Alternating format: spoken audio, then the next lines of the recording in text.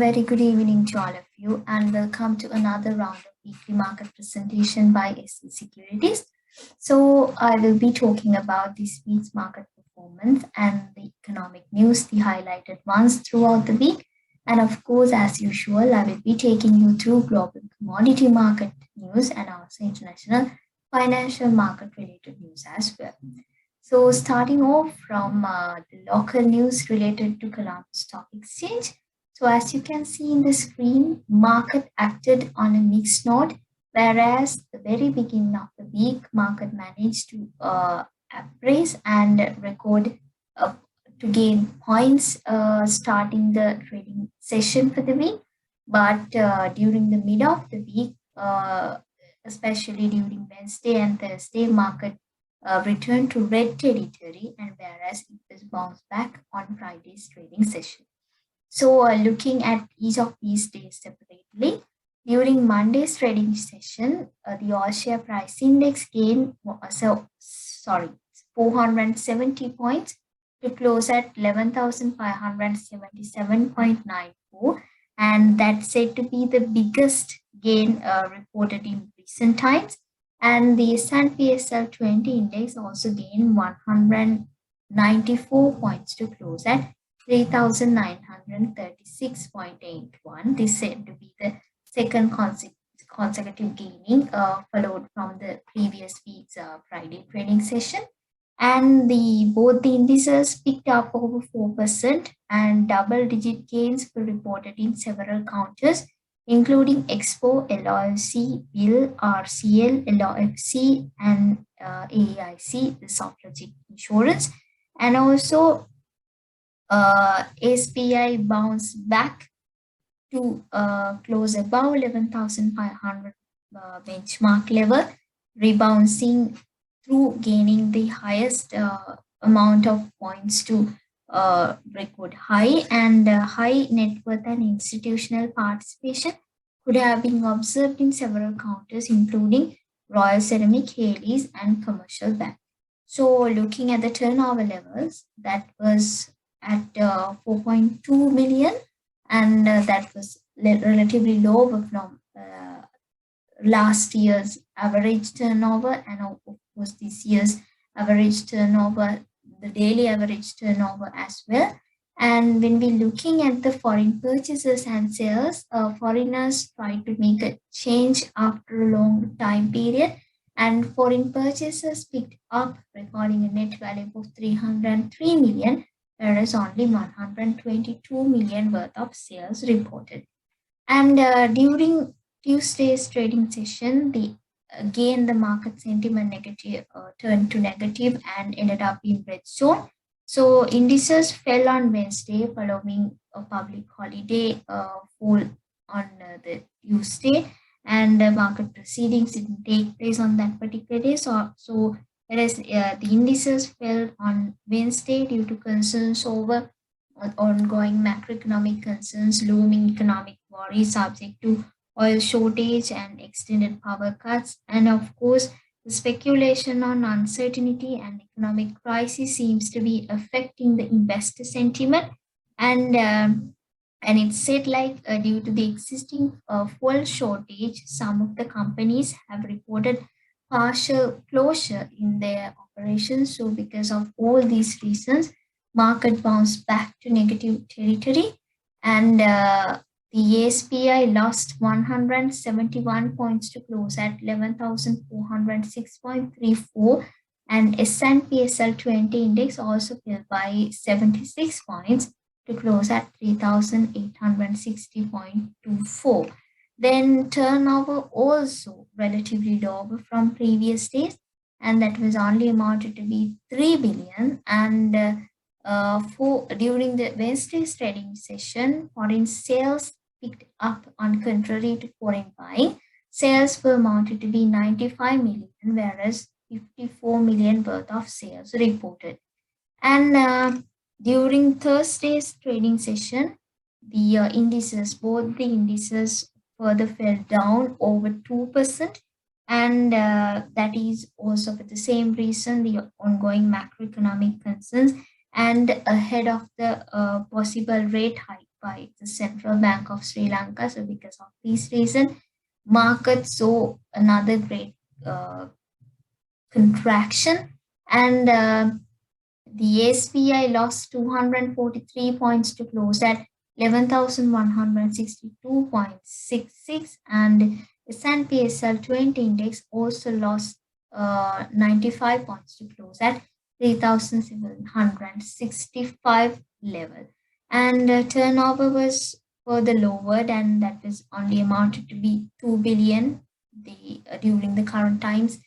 The investors kept on doing on engaged in market transaction under thin volumes, and whereas when we look at the foreign purchases and sales level during Thursday's trading session, purchases picked up to report a value of 74 million, whereas only 90 million worth of foreign sales were reported. And the sharp price declines were reported in several index-heavy counters, including Expo, LOLC, WIL, RCL, and CLC. So during the last trading day, Friday closing the very first week of the month, March, SPI and also S&P SL 20 index bounced back to a positive territory, gaining a slight increase with 80 points to close at 11,243.49, and S&P SL 20 index also gained 54 points to close at 3,819.44. For the day, foreign buying was stopped at 112 million, whereas only 44 million of worth of sales were reported. And turnover slightly picked up from previous days and amounted to be around 3.02 billion. So for the week, SPI declined by 2.89%, and S&P index also declined by 2.98%. But on a positive note, net foreign inflows were reported, and that was amounted to be 262 million. Then looking at the key economic highlights for this week, the top one is CBSL further adores monetary tightening, whereas the Monetary Board of Central Bank of Sri Lanka has decided to increase its policy rates effective from today. So, whereas the Central Bank of Sri Lanka has decided to further increase their policy rates to support the economy and the ongoing economic crisis in order to recover from that. So, as of that, standing deposit facility rate and also standing lending facility rate both increased by 100 basis points each to 6.50% and 7.50% respectively. The statutory reserve ratio will remain unchanged at 4%, but bank rate will go up to 10.5% altogether with the standing lending facility rate. Other than that, key other financial interest rates have been increased. So as of that, the interest rates applicable to credit cards, the maximum amount has increased up to 20% per annum. And also the interest on pre-arranged temporary overdraft facilities has also increased to 18%, and the pawning facility interest also increased to 12%. Other than that, the CBSL has recommended to take several other precautionary methods to see a gradual recovery in economy to support a gradual recovery from the ongoing economic crises, and those include introducing measures to discourage non-essential imports further, and also increase fuel prices and electricity tariffs to reflect its actual cost, and then incentivizing foreign remittances further, and of course implementing energy conservation methods and seeking for other renewable energy sources. And the government revenue need to be increased as of CBSL recommendation, and that should be done through a suitable tax increase, and mobilizing foreign financing and non-debt forex inflows on urgent basis, and of course It includes monetizing underutilized assets and also postponing non-essential capital projects. So these are the recommendations that have been made by Central Bank of Sri Lanka as of its monetary board decisions. So other than that, the International Monetary Fund has recently warned Sri Lanka of a serious downside risk posed by the ongoing socio-economic worries. So, as of IMF, it said that the current economic situation could have been further worsened due to the GDP contraction would take place, and the extension of fiscal deficits could have a negative impact on country, and also limited availability of external financing for governments can further have a negative impact on fiscal deficits and also acceleration of inflation. It was reported that for the month of February, the inflation was amounted to be somewhere around 14%.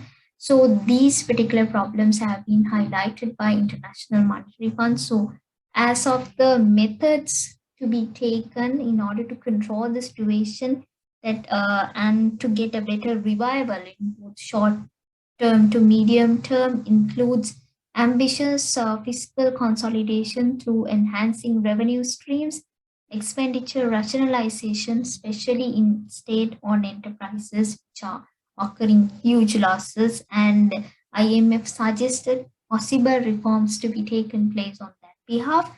And also, IMF said to encourage female labor participation for the uh, economic workforce and to get the prudent management of Colombo port city to support the inflows to Sri Lankan economy. So these particular recommendations have been made by International Monetary Fund on behalf of Sri Lanka, and many parties keep on urging government to seek IMF support as possible, as immediate as possible, and to come up with possible reforms to strengthen the economy.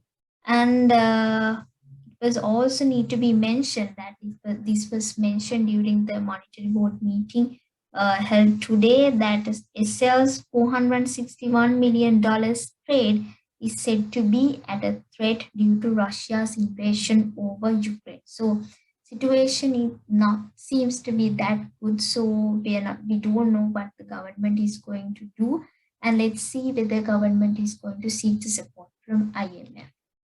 So looking at the treasury yields for this week, treasury yields went up by over 100 basis points. So as of that, out of the 55 billion worth of treasuries offered, only 35.9 billion worth of treasuries were accepted. 3-month treasury yield went up from 8.61% to 9.33%, up by 72 basis points, whereas 6-month treasuries also went up by 135 basis points to 9.88% from 8.53% from last week, and 12-month treasury yield recorded the highest per day gain in recent times to report a hike of 142 basis points to report 9.95 yield, on contrary to 8.53% of yield that was reported in the last week. So then moving to global commodity market updates, both commodity markets and international financial markets for this time as well. The news were all based on the Russia's invasion over Ukraine, the ongoing battles, ongoing attacks were highlighted throughout the week. And because of this particular reason, the commodity markets seems to be skyrocketing. The prices are skyrocketing, being Russia as one of the major supplier of majority of the commodities to global markets. So oil prices for this week touched $112 per barrel, and that was due to Russia's attacks, the ongoing attacks on Ukraine, and that offset the prospect of more Iranian supplies in the event of nuclear deal with Tehran. And gold prices also rise up, assuming gold as an inflationary hedge.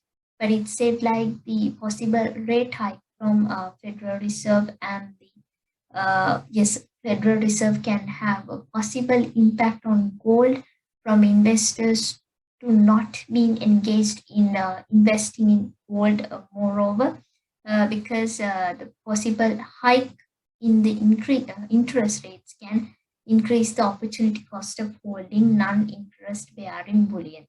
And the copper prices and aluminium prices also went up because of the same reason, and they went up to reach all-time highs.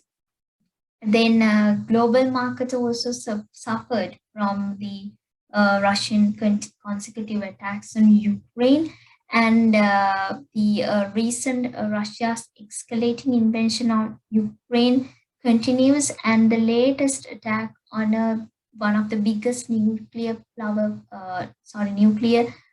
plants in the Europe region made a huge impact on global stocks market. So as a result of that, the for the throughout the week, the global stock markets are witnessing losses, and the losses have been further extended during Friday's trading session.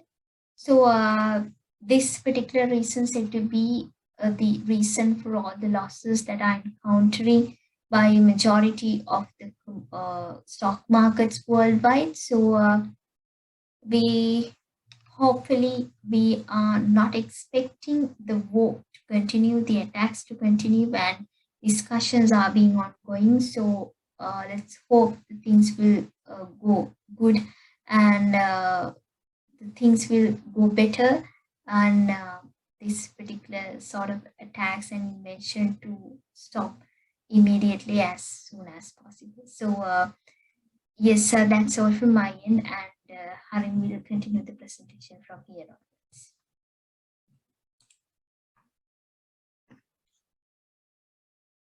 Thank you, Sachini. So let's look at oil, what has happened during the past few days, and due to the current war that's happening between Russia and Ukraine, what we can see is the commodity prices are quite increasing in value, and looking at US oil also, the price managed to break the previous psychological area of $100 per barrel, and it went to the level of 110, 112, and further we were able to see Friday before the closing, it managed to break that 110, 112 level, and it is in between a daily support and resistance, which is 110 and 121. So on Friday, it managed to open at 107.94 and made a high of 115.99, made a low of 107.29, and managed to close at 114.95. So what we can expect is that it could actually sustain above the daily support level 110, 112, and further it could reach the daily resistance 119, 121. Also, it could break the third March high, which is 116.51. So that is possible as well. But at the same time, the RSI is quite overheated, and it is in the overbought region, which is 78.36. So the moving averages, of course, it shows a bullish momentum, because the price is trading above the moving averages. But the thing is, there's a strong gap between the price and the moving averages. So there is a bit of a concern that there could be some sort of a corrections or higher low formations happening over the time. So at the moment, it could retain over the daily support level 110, 112, and reach the daily resistance 119, 121. But this is quite uncertain because of the war. But hopefully, if it sustains about daily support 110, 112, definitely the price could reach the level of 121, in between 119 and 121. So looking at our all share index, so Friday it managed to make a bullish momentum, so a slow bullish momentum, which it made a high of 11,273.72, made a low of 11,047.25, and managed to close at 11,243.49. So the RSI is in the mid range now. So previously we were able to see when it went below the level of 11,000 psychological area, it made a low of 10,609.58 on 25th February 25th. So at the same time, it managed to come over the level of 11,000 and reach above the daily resistance level 450 11,500, making a high of 11,622.85, which is basically on 28th of February. So once again, it came down somewhat near to the daily support level 11,000, and on that day itself, it made a low of 11,447.25. So basically, this is on 4th, which is Friday. Still, there's not much of a bullish momentum appearing. Looking at the technically, there's not much of bullish momentum. But if it managed to break the previous high, which is actually 11,622.85, and also the daily resistance 11,500, we might be able to see it heading towards the 12,000 key area. And if it doesn't manage to reach that key area, the daily support level 11,000 could be once again tested. Still the moving averages indicates a bearish momentum, because the index is trading below the moving averages. So once it is above the 18 EMA, we might be able to see some sort of a hope that the bullish momentum could continue. So looking at our topic of the week, RSI, which is RCL. RSI of RCL is currently 37.52.